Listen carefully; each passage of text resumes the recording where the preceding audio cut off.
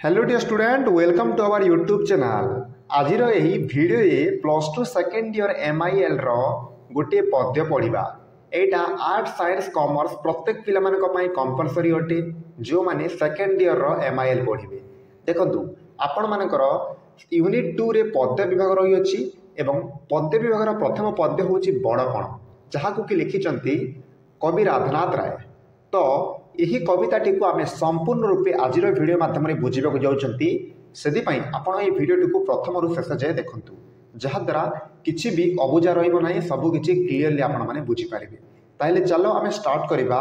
आपण मानक मोर गोटे अनुरोध जे जदि आप चैनल रे एपर्यंत नुआ अच्छा ताहले ये चैनल टी सब्सक्राइब कर दिंतु एवं साइड रे आसुवा बेल आइकन को प्रेस करके ऑल नोटिफिकेशन रे प्रेस करंतु जहाद्वारा कि प्लस टू सेकेंड क्लास प्रतिदिन सन्धार आसूची चैनल माध्यम ताकू देखिपारे और पढ़ी पारे।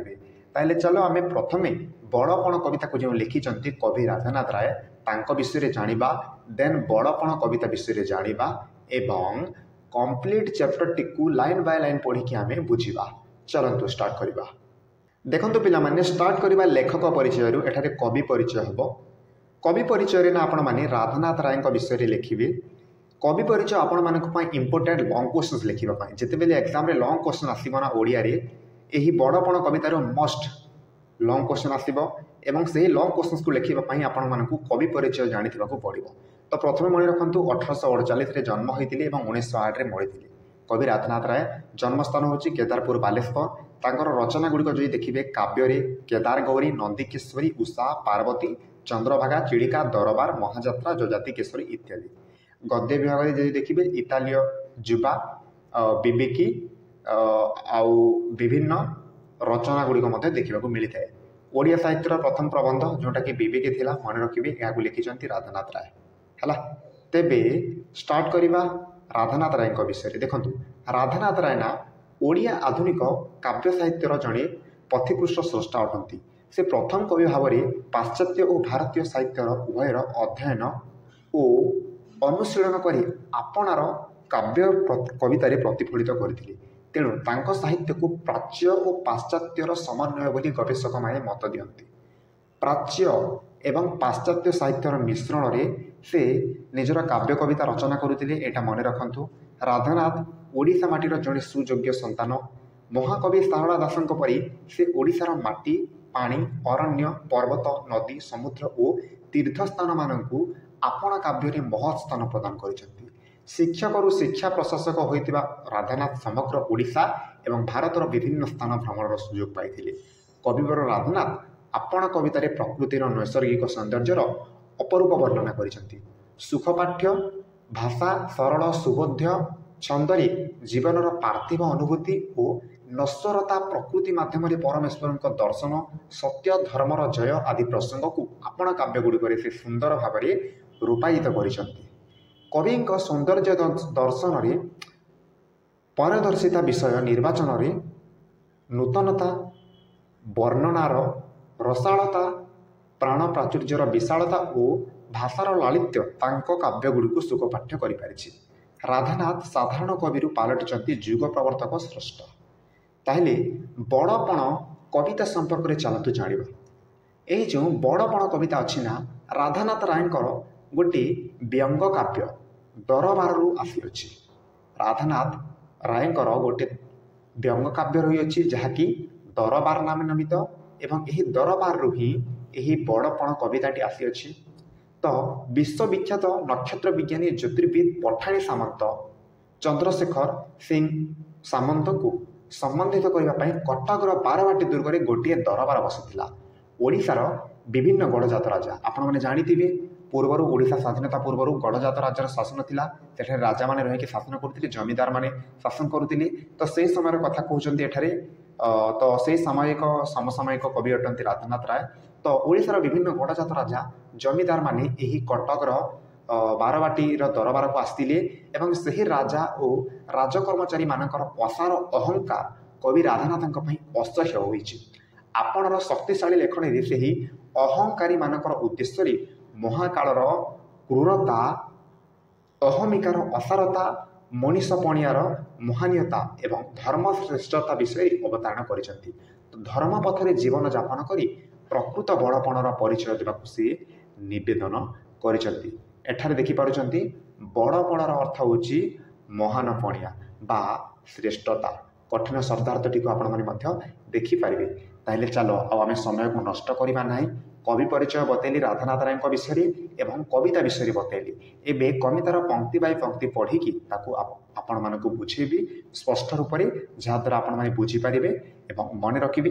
ଯେଉଁଗୁଡ଼ିକ ମୁଁ ଶବ୍ଦଗୁଡ଼ିକର କଠିନ ଶବ୍ଦାର୍ଥ କହୁଛି ଲେଖି ରଖନ୍ତୁ, ଇମ୍ପୋର୍ଟାଣ୍ଟ କ୍ୱେଶ୍ଚନ୍ସ ମଧ୍ୟ କହୁଛି ଲେଖି ରଖନ୍ତୁ। ଆପଣମାନଙ୍କର ପରୀକ୍ଷାରେ ଭଲ ମାର୍କ ଆଣିବାରେ ବହୁତ ମାତ୍ରାରେ ହେଲ୍ପ କରିବ। Both arts, science and commerce ପିଲାମାନଙ୍କ ପାଇଁ, କଳା ବାଣିଜ୍ୟ ବିଜ୍ଞାନ ପିଲାମାନଙ୍କ ପାଇଁ। ଚାଲନ୍ତୁ କବିତା ବୁଝିବା। ତ ଚାଲ ପିଲାମାନେ ଡିସ୍କସନ୍ କରିବା ବଡ଼ପଣ, କମ୍ପ୍ଲିଟଲି ବୁଝିବା ଏହି କବିତାଟିକୁ। ବଡ଼ପଣର ଅର୍ଥ କ'ଣ? ବଡ଼ପଣର ଅର୍ଥ ହେଉଛି ଶ୍ରେଷ୍ଠତା ବା ମହାନପଣ। ଏଠାରେ କବି ରାଧାନାଥ ରାୟ ଓଡ଼ିଶାର ଯେଉଁ ଗଡ଼ଜାତ ରାଜାମାନେ ଥିଲେ ସେମାନଙ୍କୁ ବଡ଼ପଣର ପାଠ ପଢ଼ାଇଛନ୍ତି ବା ମହାନପଣିଆ ବା ଶ୍ରେଷ୍ଠତାର ପାଠ ପଢ଼ାଇଛନ୍ତି ଏବଂ ତାତ୍ସଲ୍ୟ କରିଛନ୍ତି। ବ୍ୟଙ୍ଗ ମାନେ କ'ଣ? ତାତ୍ସଲ୍ୟ କରିବା ବା ଆମର ତାତ୍ସଲ୍ୟ କରିବା, ଆମେ ଯାହାକୁ ରୋଷ୍ଟିଂ କହନ୍ତି ନା, ଇଂଲିଶରେ ଯାହାକୁ ଆମେ ରୋଷ୍ଟିଂ କହୁଛନ୍ତି, ରୋଷ୍ଟ ଭିଡ଼ିଓ ଆପଣମାନେ ଜାଣିଥିବେ। ତ ସେଇ ଟାଇପ୍ର ରୋଷ୍ଟିଂ କରିଛନ୍ତି ରାଧାନାଥ ରାୟ ଓଡ଼ିଶାର ଗଡ଼ଜାତ ରାଜାମାନଙ୍କୁ ତାଙ୍କର ଅହଙ୍କାରକୁ ଦେଖିକି। ଓକେ, ତ ଚଲ ଆମେ ବୁଝିବା ପଙ୍କ୍ତି ବାଇ ପଙ୍କ୍ତି। ଧ୍ୟାନର ସହିତ ସମସ୍ତେ ଶୁଣନ୍ତୁ, ପେନ୍ ଏବଂ କପି ନେଇକି ରଖନ୍ତୁ ଏବଂ ଲେଖନ୍ତୁ ଯାହା ବୁଝଉଛି। ଦେଖ, ମନେ ନାହିଁ ତୁମ୍ଭେ କାହାର ସନ୍ତାନ, କେଶରୀ ଔରସେ ତୁମ୍ଭେ ସିନା ଶ୍ୱାନ। ପୂର୍ବପୁରୁଷର ପ୍ରତିଷ୍ଠା ବିଶାଳ, ବିକି ଭାଙ୍ଗି ଖାଉଥିବ କେତେ କାଳ। ସେ ପ୍ରତିଷ୍ଠା ନିଜେ ତିଳେ ନ ବଢ଼ାଇ, କରୁଥିବ ଆଉ କେତେ ତା ବଢ଼ାଇ। ଆଗେ ଥିଲେ ଆଗେ ଯେଉଁ ଉତ୍କଳର ସ୍ୱାମୀ, ବହ୍ନି ଶିଖା ପରି ସଦା ଊର୍ଦ୍ଧ୍ୱଗାମୀ। ତୁମ୍ଭେ ହୋଇ ସେହି ବଂଶର ସନ୍ତତି, ଜଳଧାରା ପରି ହେଲ ଅଧୋଗତି। ତୁମ୍ଭ ପିତୃଗଣ ପରମ ଉଦାର, ରାଜ୍ୟ ମଣୁଥିଲେ ଏକ ପରିବାର। ବୁଝିବା, ରାଧାନାଥ ରାୟ ଉତ୍କଳର ଗଡ଼ଜାତ ରାଜାମାନଙ୍କୁ ତାତ୍ସଲ୍ୟ କରିକି କହୁଛନ୍ତି ଯେ ମନେ ନାହିଁ ତୁମ୍ଭେ କାହାର ସନ୍ତାନ, ତୁମର ମନେ ନାହିଁ କି ଯେ ତୁମେ କାହାର ସନ୍ତାନ ଅଟ। କେଶରୀ ଔରସେ ତୁମ୍ଭେ ସିନ ଶ୍ୱାନ। କେଶରୀ ଶବ୍ଦର ଅର୍ଥ କ'ଣ? କେଶରୀ ଶବ୍ଦର ଅର୍ଥ ହେଉଛି ସିଂହ ଏବଂ ଶ୍ୱାନ ଶବ୍ଦର ଅର୍ଥ ହେଉଛି କୁକୁର। ତ ଏଠାରେ ରାଧାନାଥ ରାୟ ଓଡ଼ିଶାର ପୂର୍ବବର୍ତ୍ତୀ ରାଜାମାନଙ୍କୁ ସିଂହ ସହିତ ତୁଳନା କରିଛନ୍ତି ଏବଂ ଗଡ଼ଜାତ ରାଜାମାନଙ୍କୁ ଶ୍ୱାନ ବୋଲିକି କହିଛନ୍ତି। ତ ପୂର୍ବ ବା ତୁମର ପିତୃପୁରୁଷର ଔରସରେ ତୁମ୍ଭେ, ସିଂହର ଔରସରେ ତୁମ୍ଭେ କୁକୁର ଜାତ ହୋଇଛ ବୋଲି ରାଧାନାଥ ରାୟ ତାତ୍ସଲ୍ୟ କରୁଛନ୍ତି ଓଡ଼ିଶାର ଗଡ଼ଜାତ ରାଜାମାନଙ୍କୁ। ପୂର୍ବପୁରୁଷର ପ୍ରତିଷ୍ଠା ବିଶାଳ, ବିକି ଭାଙ୍ଗି ଖାଉଥିବ କେତେ କାଳ। ପୂର୍ବପୁରୁଷ ବା ତୁମର ପୂର୍ବପୁରୁଷର ପ୍ରତିଷ୍ଠା ଯେଉଁ ଥିଲା, ଯେଉଁ ସମ୍ମାନ ଥିଲା, ତାହା ବିଶାଳ ଥିଲା, ତାହା ସାରା ରାଜ୍ୟରେ ଚହଟି ଥିଲା, ତାହା ବହୁତ ବଡ଼ ଥିଲା। କିନ୍ତୁ ତୁମେ କ'ଣ କରୁଛ? ତାକୁ ବିକି ଭାଙ୍ଗିକି ଖାଉଛ। ତ ବିକି ଭାଙ୍ଗି ଖାଉଥିବ କେତେ କାଳ ବୋଲି ପ୍ରଶ୍ନ କରିଛନ୍ତି। ସେ ପ୍ରତିଷ୍ଠା ନିଜେ ତିଳେ ନ ବଢ଼ାଇ, କରୁଥିବ ଆଉ କେତେ ତାହା ବଢ଼ାଇ। ତ ଏଠାରେ ରାଧାନାଥ ରାୟ କହୁଛନ୍ତି ଗଡ଼ଜାତ ରାଜାମାନଙ୍କୁ ଯେ ତୁମ ପୂର୍ବପୁରୁଷ ଯେଉଁ ପ୍ରତିଷ୍ଠା ଛାଡ଼ି ଯାଇଛନ୍ତି ତାକୁ ତିଳେ ବି ବା ଅଳ୍ପ ମାତ୍ର ବି, ଅଳ୍ପ ପରିମାଣରେ ବି ବଢ଼ାଉ ନାହଁ। ତ କ'ଣ କରୁଛ ନା ତାକୁ ନେଇକି ତୁମେ କେତେ ଅହଙ୍କାର କରୁଥିବ। ବଳାଇ ମାନେ କ'ଣ? ଅହଙ୍କାର। ଲେଖି ରଖନ୍ତୁ, ବଳାଇ ମାନେ ହେଉଛି ଅହଙ୍କାର। ତ ସେ ପ୍ରତିଷ୍ଠାକୁ ନିଜେ ଅଳ୍ପ ମାତ୍ର ନ ବଢ଼ାଇକି ତୁମେ କେବଳ ତାକୁ ନେଇକି ଗର୍ବ କରୁଛ, ତାକୁ ନେଇକି ଅହଙ୍କାର କରୁଛ। ତ ସେ ପ୍ରତିଷ୍ଠା ନିଜେ ତିଳେ ନ ବଢ଼ାଇ, କରୁଥିବ ଆଉ କେତେ ତା ବଢ଼ାଇ, କେତେ ଆଉ ଅହଙ୍କାର କରୁଥିବ ତୁମ ପୂର୍ବପୁରୁଷର ପ୍ରତିଷ୍ଠାରେ, ସମ୍ମାନରେ। ନିଜେ ତ କିଛି କରୁନ। ଥିଲେ ଆଗେ ଯେଉଁ ଉତ୍କଳର ସ୍ୱାମୀ, ବହ୍ନି ଶିଖା ପରି ସଦା ଊର୍ଦ୍ଧ୍ୱଗାମୀ। ଉତ୍କଳର ଯେଉଁ ସ୍ୱାମୀ ଆଗରୁ ଥିଲେ ସେ କ'ଣ ଥିଲେ? ସେ କିପରି ଥିଲେ? ନା ବହ୍ନି ଶିଖା ପରି ଥିଲେ। ବହ୍ନି ଶିଖାର ପ୍ରକୃତି କ'ଣ? ସେ ସଦା ସର୍ବଦା ଊର୍ଦ୍ଧ୍ୱଗାମୀ ହେବ। ଆପଣମାନେ ଗୋଟେ କ୍ୟାଣ୍ଡେଲ୍ ଦେଖିଥିବେ, ଯେଉଁ ବହ୍ନି ଶିଖା ଥାଏ ସେଟା ସଦା ସର୍ବଦା ଊର୍ଦ୍ଧ୍ୱଗାମୀ ଥାଏ। ତ ପୂର୍ବପୁରୁଷ, ଉତ୍କଳର ଗଡ଼ଜାତ ରାଜାମାନଙ୍କର ପୂର୍ବପୁରୁଷଙ୍କୁ କବି ରାଧାନାଥ ରାୟ ବହ୍ନି ଶିଖା ସହିତ ତୁଳନା କରିଛନ୍ତି ଏବଂ କହିଛନ୍ତି ଯେ ଥିଳେ ଆଗେ ଯେଉଁ ଉତ୍କଳର ସ୍ୱାମୀ, ବହ୍ନି ଶିଖା ପରି ସଦା ଊର୍ଦ୍ଧ୍ୱଗାମୀ। ତୁମ୍ଭେ ହୋଇ ସେହି ବଂଶର ସନ୍ତତି, ଜଳଧାରା ପରି ହେଲ ଅଧୋଗତି। ହେ ରାଜାମାନେ, ହେ ଗଡ଼ଜାତ ରାଜାମାନେ, ତୁମେ ମଧ୍ୟ ସେହି ବଂଶର ସନ୍ତାନ ସନ୍ତତି ବା ପୁତ୍ର ଅଟ, କିନ୍ତୁ ତମର ଗତି କିପରି ରହିଛି? ଜଳଧାରା ପରି ଅଧୋଗତି ରହିଅଛି। ଜଳଧାରାର ଗତି କିପରି ଥାଏ ପିଲାମାନେ? ଜଳଧାରାର ଗତି ଏହିପରି ଥାଏ। ଯଦି ଆପଣମାନେ କୌଣସି ଗୋଟେ ଉଚ୍ଚ ସ୍ଥାନ ଢାଳିବେ ତାହେଲେ ତାହା ତଳକୁ ଆସିଯିବ। ତ ଏହିପରି ଭାବରେ ରାଜାମାନଙ୍କୁ କହୁଛନ୍ତି ଯେ ତମେ ମଧ୍ୟ ଧୀରେ ଧୀରେ ତଳ ଖସୁଛ, ଅର୍ଥାତ୍ ଉନ୍ନତି କରୁନାହଁ। ତୁମ୍ଭେ ହୋଇ ସେହି ବଂଶର ସନ୍ତତି, ଜଳଧାରା ପରି ହେଲ ଅଧୋଗତି। ତ ଜଳଧାରାର ଗୁଣ କ'ଣ? ଜଳଧାରାର ଗୁଣ ବା ପ୍ରକୃତି ହେଉଛି ଅଧୋଗତି, ତଳକୁ ଆସିବା। କିନ୍ତୁ ବହ୍ନି ଶିଖାର ପ୍ରକୃତି କ'ଣ? ଊର୍ଦ୍ଧ୍ୱଗାମୀ, ଉପରକୁ ଉଠିବା। ପିଲାମାନେ ବୁଝିଲ? ପରୀକ୍ଷାରେ ପ୍ରଶ୍ନ ଆସିతే ମନେ ରଖିବ। ତୁମ୍ଭ ପିତୃଗଣ ପରମ ଉଦାର, ରାଜ୍ୟ ମଣୁଥିଲେ ଏକ ପରିବାର। ତୁମ୍ଭର ଯେଉଁ ପିତୃଗଣ ଥିଲେ ନା, ସେମାନେ ବଡ଼ ଉଦାର ବ୍ୟକ୍ତି ଥିଲେ। ତ ସେମାନେ ଉଦାର ବ୍ୟକ୍ତି ବିଶେଷ ଥିଲେ, ଠିକ୍ ଅଛି। ଏବଂ ସେମାନେ ତାଙ୍କର ରାଜ୍ୟକୁ ପରିବାର ବୋଲି ମନେ କରୁଥିଲେ। ପିଲାମାନେ କ'ଣ? ପରିବାର, ଏକ ପରିବାର ପରି ମନୁଥିଲେ ତାଙ୍କ ରାଜ୍ୟକୁ। ଠିକ୍ ଅଛି, ଏପର୍ଯ୍ୟନ୍ତ ଆପଣମାନେ ବୁଝିପାରିଲ। ଏବେ ଆମେ ଚାଲନ୍ତୁ ଆଗକୁ ବୁଝିବା। ଆଗକୁ ଦେଖନ୍ତୁ, କାହିଁ ଗଲା ସେହି ପ୍ରାଚୀନ ସୁଧାରା, ରାଜା ପ୍ରଜା ଏବେ ହେଲେ ବାଜ ପାରା। କାଢ଼ି ନେଲେ ରାଜ ଭୋଗ ଅଭିଳାଷ, ପ୍ରଜାମୁଖ ତାଙ୍କ ଶ୍ରମାର୍ଜିତ ଗ୍ରାସ। ଦେଶୀ ହୋଇ ତୁମ୍ଭେ ଆଚରଣ ନୀତି, ନିର୍ମମ ବିଦେଶୀ ସର୍ବଶୋଷୀ ନୀତି। ବାତ୍ସଲ୍ୟ ନ ବାନ୍ଧି ପ୍ରଜାଙ୍କର ଚିତ୍ତ, ବିଦେଶୀ ସଙ୍ଗିନୀ କଳ ତାଙ୍କୁ ଭୀତ। ତ ଭୀତ ପର୍ଯ୍ୟନ୍ତ ବୁଝିବା। ଦେଖନ୍ତୁ, କାହିଁ ଗଲା ସେହି ପ୍ରାଚୀନ ସୁଧାରା। ସୁଧାର ଶବ୍ଦର ଅର୍ଥ କ'ଣ ପିଲାମାନେ? ଉତ୍ତମ ପ୍ରଥା। ପୂର୍ବରୁ ଯେଉଁ ଚାଲି ଆସୁଥିଲା ଉତ୍ତମ ପ୍ରଥା କୁଆଡ଼େ ଗଲା? ତୁମେ ତ ସବୁ ଭୁଲେଇ ଗଲା। ସମ୍ପର୍କ କ'ଣ ହେଲା ଏବେ ରାଜା ପ୍ରଜାର? ରାଜା ପ୍ରଜାର ସମ୍ପର୍କ ଏବେ ବାଜ ପାରା ସଦୃଶ ହେଲା। ବାଜ ବା ଚିଲପକ୍ଷୀ ଏବଂ ପାରାର ସମ୍ପର୍କ କିପରି ଥାଉଛି? ଆକ୍ରମଣ, ସଦାସର୍ବଦା କ୍ରୋଧ। ତ ଏହିପରି ରାଜା ଏବଂ ପ୍ରଜାର ସମ୍ପର୍କ ହୋଇଗଲା ବୋଲି ରାଧାନାଥ ରାୟ କହୁଛନ୍ତି। କାଢ଼ି ନେଲ ରାଜ ଭୋଗ ଅଭିଳାଷ, ପ୍ରଜାମୁଖୁ ତାଙ୍କ ସମାର୍ଜିତ ଗ୍ରାସ। ନିଜର ରାଜଭୋଗର ଅଭିଳାଷ ନିମନ୍ତେ ପ୍ରଜାଙ୍କର ଶ୍ରମରେ ଅର୍ଜିତ ଧନକୁ ତମେ ଗ୍ରାସ କରିନେଲ ବୋଲି କହୁଛନ୍ତି। ଦେଶୀ ହୋଇ ତୁମ୍ଭେ ଆଚରିଲ ନୀତି, ନିର୍ମମ ବିଦେଶୀ ସର୍ବଶୋଷୀ ନୀତି। ତୁମ୍ଭେ ଆମ ଦେଶର ହୋଇକି କେଉଁ ନୀତି ଆଚରିଲ? ନା ନିର୍ମମ ବିଦେଶୀ ସର୍ବଶୋଷୀ ନୀତି। ତମେ ଓଡ଼ିଶାର ହେଇକି, ତମେ ଏହି ରାଜ୍ୟର ହେଇକି ନିର୍ମମ। ନିର୍ମମ ଶବ୍ଦର ଅର୍ଥ କ'ଣ ପିଲାମାନେ? ନିର୍ମମ ଶବ୍ଦର ଅର୍ଥ କ'ଣ? ଲେଖନ୍ତୁ କମେଣ୍ଟ ସେକ୍ସନରେ। ନିର୍ମମ ଶବ୍ଦର ଅର୍ଥ କ'ଣ? ନିର୍ମମ ହୋଇଥିଲେ ଅର୍ଥାତ୍ କଠୋର, କଠୋର କହିପାରିବା। ତ କଠୋର ବିଦେଶୀ ସର୍ବଶୋଷୀ ନୀତିକୁ ତମେ ଆପଣେଇଲ ଏବଂ ଶୋଷଣ କଲ ଆମର ପ୍ରଜାମାନଙ୍କୁ। ବାତ୍ସଲ୍ୟ ନ ବାନ୍ଧି ପ୍ରଜାଙ୍କ ଚିତ୍ତ, ବିଦେଶୀ ସଙ୍ଗିନୀ କଳ ତାଙ୍କୁ ଭୀତ।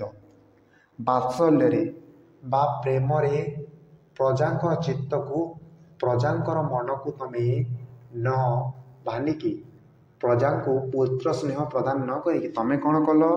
ନା ତାଙ୍କୁ ଭୀତ କଲ ବା ଡରାଇଲ। କିପରି? ବିଦେଶୀ ସଙ୍ଗିନରେ ବା ବିଦେଶୀ ବନ୍ଧୁକରେ। ସଙ୍ଗିନୀ ମାନେ କ'ଣ? ବନ୍ଧୁକ। ତ ବିଦେଶୀ ବନ୍ଧୁକରେ ତମେ ପ୍ରଜାମାନଙ୍କୁ ଭୟଭୀତ କରାଇଲ, ଡରାଇଲ।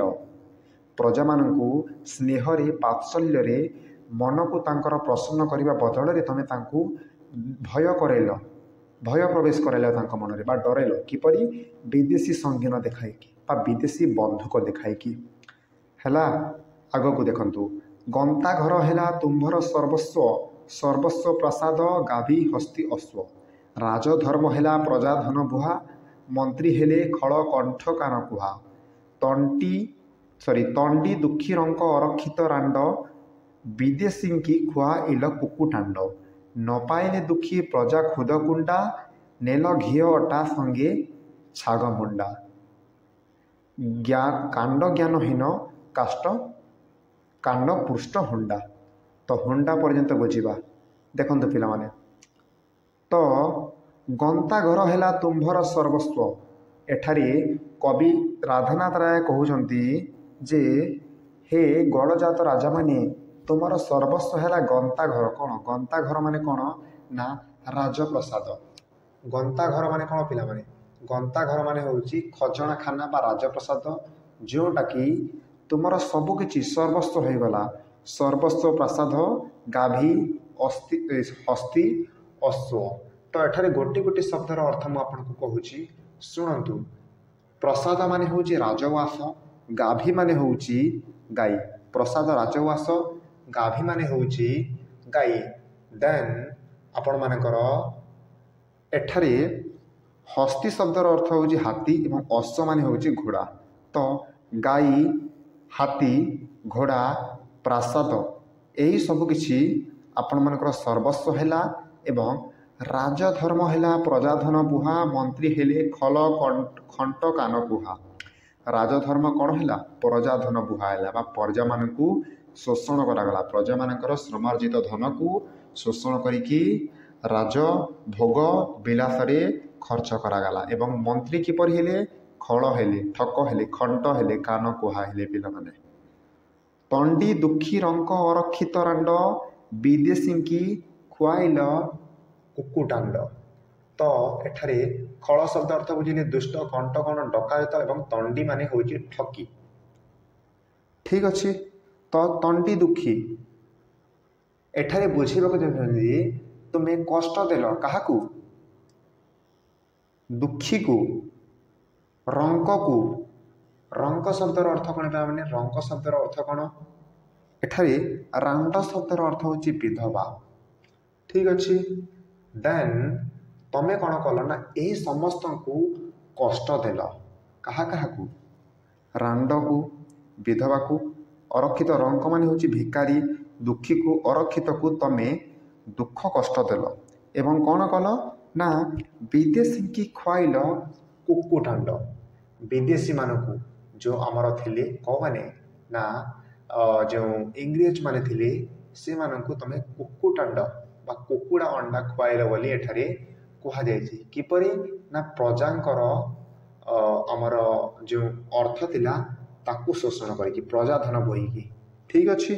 देन आगो को बुझेबी देखंतु न पाइले दुखी प्रजा खुद कुंडा नेले घी अटा संगे छाग मुंडा।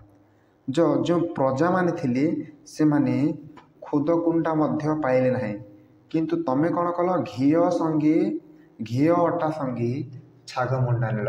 तो घी अटा सहित तमें छेली मांस खाइल बोली एठारे कहउचंती। कांड ज्ञानहीन कांड पृष्ठहुंडा कांड ज्ञानहीन कांड पृष्ठहुंडा। एथारे कहा जाउची जे सामान्य साधारण ज्ञान मध्य तमल रहिला नहीं एवं तमे ज्ञान शून्य अस्त्र नेकी आगको बढ़िल बोली कहा जाउची व्यवसाय हो गल बोली कहा जाइची हैला। अभीष्ट देवता कल लोभ प्रेत नचेतिल खाई विपदर बेत। अभीष्ट देवता कल लोभ प्रेत नचेतिल खाई विपदर बेत कहा जाउची जे एठारे अभीष्ट बा इष्ट देवता को लोभ प्रेत कल बा लोभग्रस्त प्रेत कल एवं विपदर बेत बा विपद रूपक बेत प्रहार को तमें चेतिल ना बा विपदर बेत प्रति तमें सतर्क हेल ना बोली कहा जाउची पिला माने। बुझिपाल एटा राधानाथ राय से गड़जातकालीन राजा मानकु कहउचंती। बुझिल। सदा होई पाप द्रविण प्रत्याशी प्रजा मध्य पाप वृद्धि की मनासी। सदा होई पाप द्रविण प्रत्याशी पाप द्रविण माने पाप अर्जित धन पाप द्रविण माने पाप अर्जित धन को तमें सदा प्रत्याशी हेल बा आशायी हेल एवं प्रजा मध्य पाप वृद्धि की मनासी। प्रजा मन रे कौन हल कौन ना प्रजांकर जो संपत्ति थिला ताहाकू तमें इच्छा कल। ठीक अच्छे। रही ताह टाकी करी जरिमाना धने पुराइबा लागी माड़खाना। तुम्हें अपेक्षा करि थाओ कौंथि पाई जरिमाना पाई कौन ठानु प्रजा मान ठारू जरिमाना बा टैक्स आदाय करिबा पाई तमें अपेक्षा करि थाओ जरिमाना आदाय करिबा पाई एवं निजर मालखाना को पुराइबा पाई। ठीक अच्छे।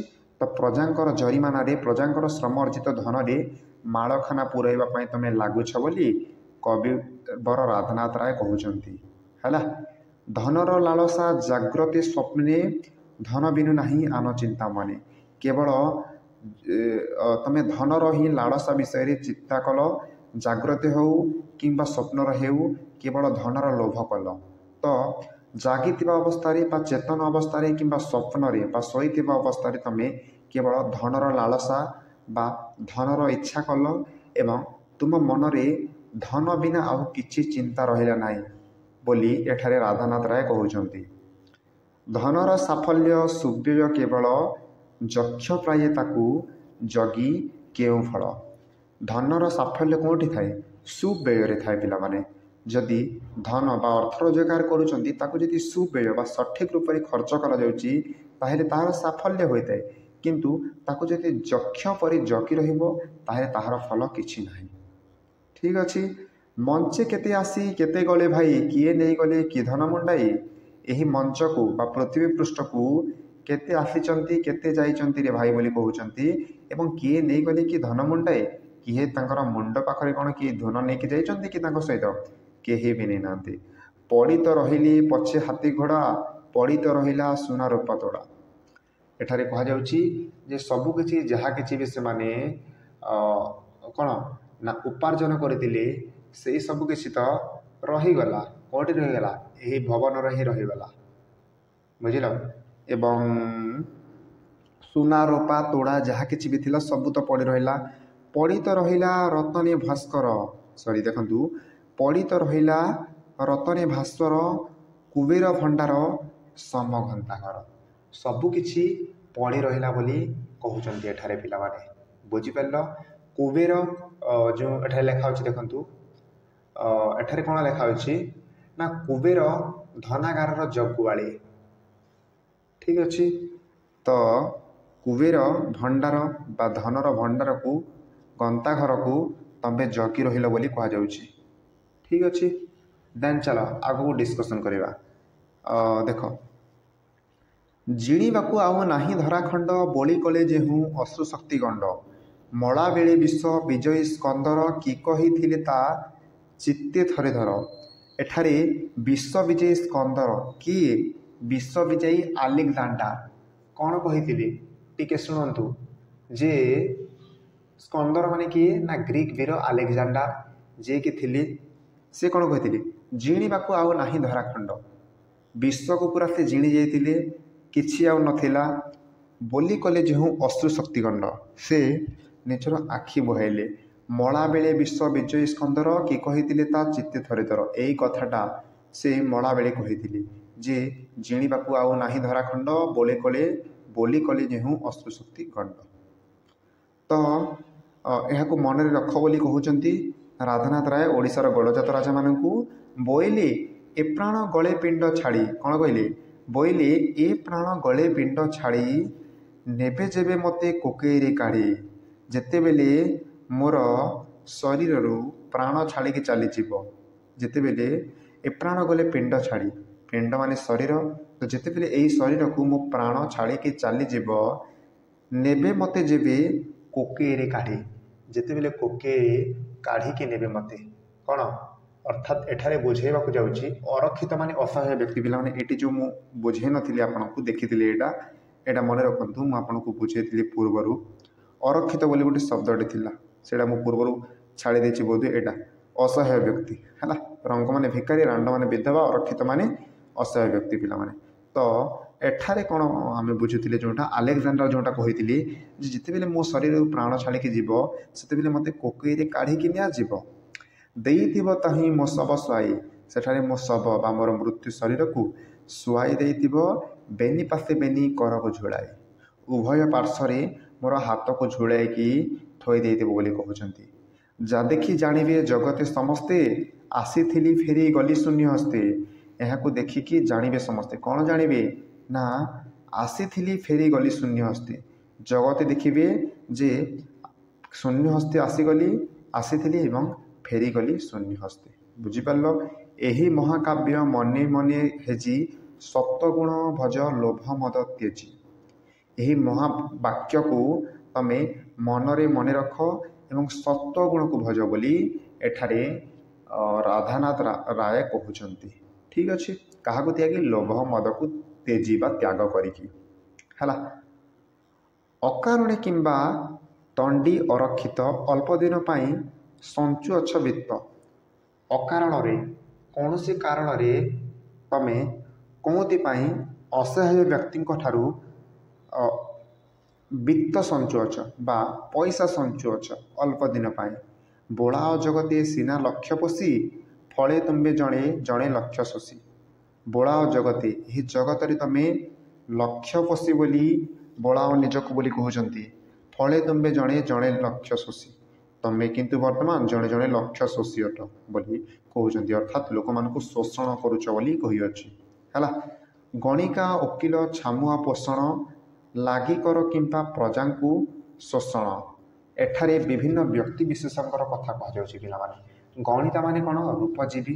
ଏଠାରେ ଗଣିକା ଦେଖନ୍ତୁ, ଏ ଯେଉଁ ଗଣିକା ଲେଖା ଅଛି, ଗଣିକା ମାନେ ହେଉଛି ରୂପଜୀବୀ ବା ବେଶ୍ୟା କଥା କୁହାଯାଉଛି। ଏବଂ ଯେଉଁ ଏଠାରେ ଲେଖା ଅଛି ଛାମୁଆ, ଓକିଲ ମାନେ ଜାଣିଛନ୍ତି, ଓକିଲ ଯେଉଁମାନେ ଓକିଲାତି କରନ୍ତି। ଏବଂ ଛାମୁଆ ମାନେ କ'ଣ? ଖୋସାମତିଆ ପାଖ ଲୋକ ହେଲା।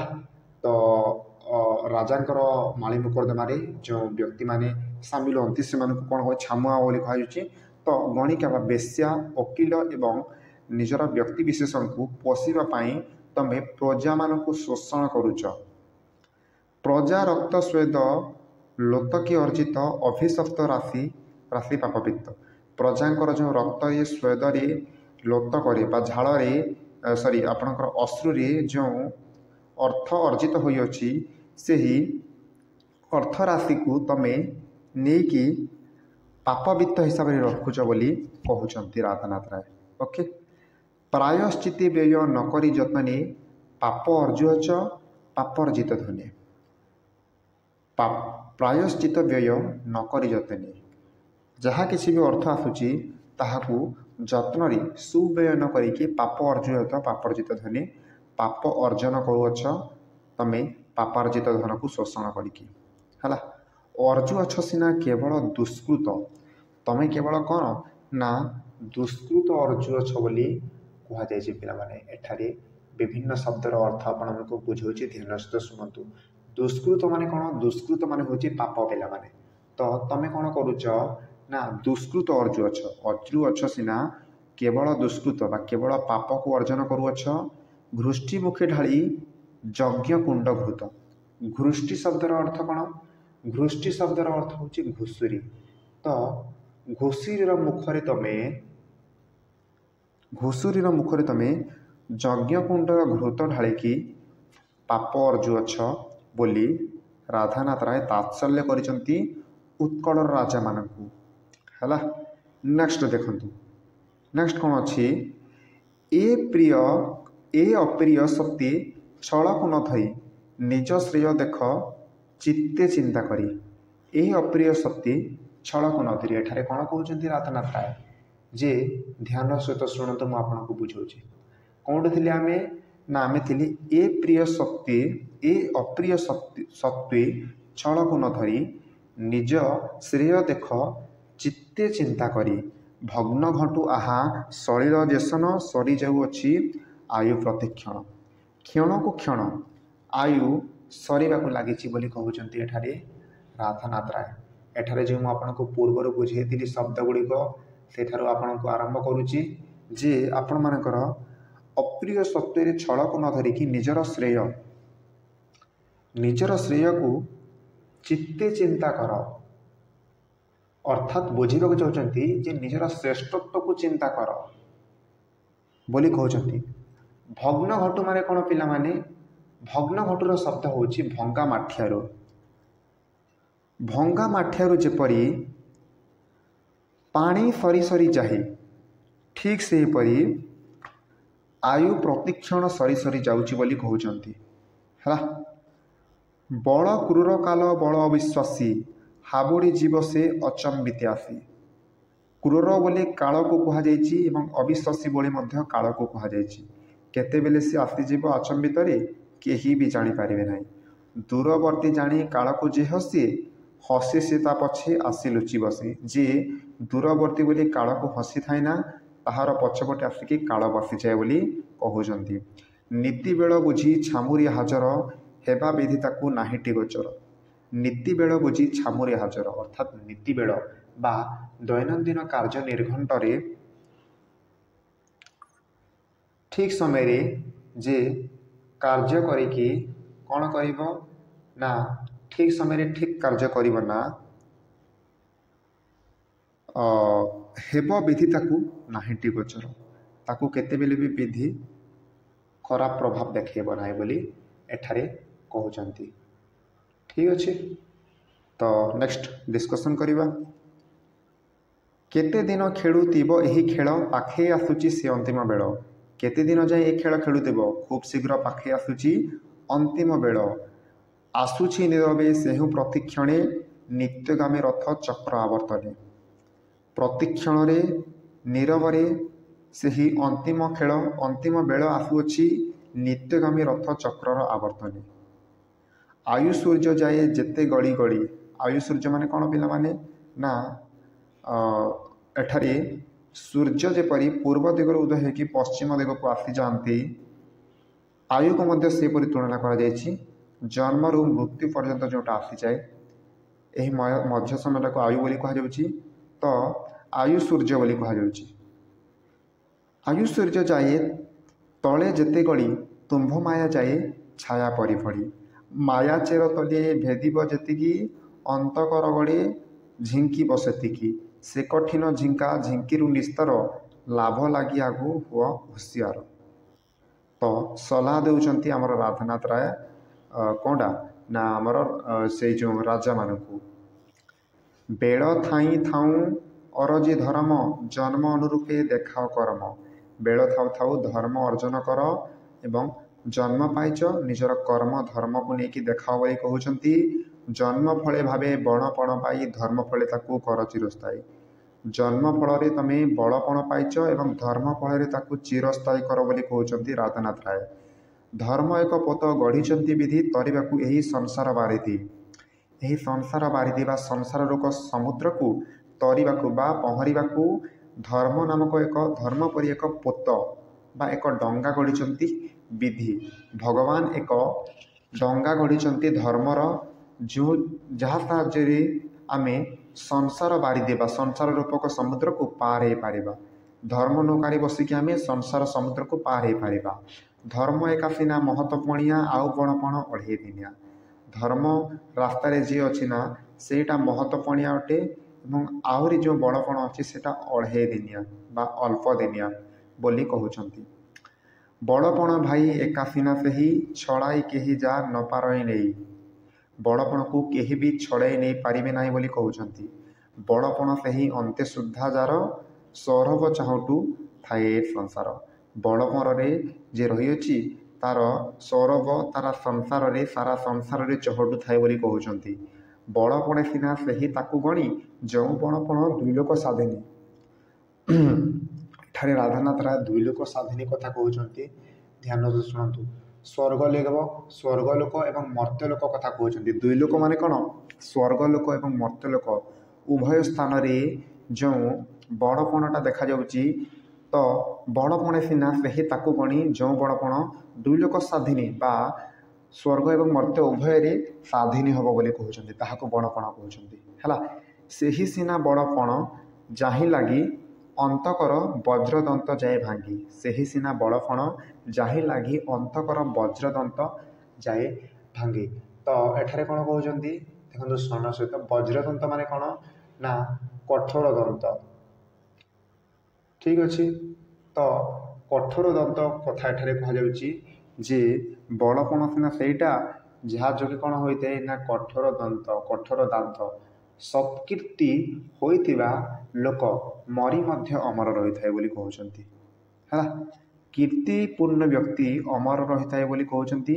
सेही बड़पणे बड़ा मती की काल न पारिब पशिजा कति की बड़पण निजर बढ़ बड़पण माध्यम बढ़ बोली कहउचंती एवं बड़पण जदि तुम धर्म रास्त अच्छ ताहेले केतेबेले भी काल पशि पार ना बोली कहउचंती हैला।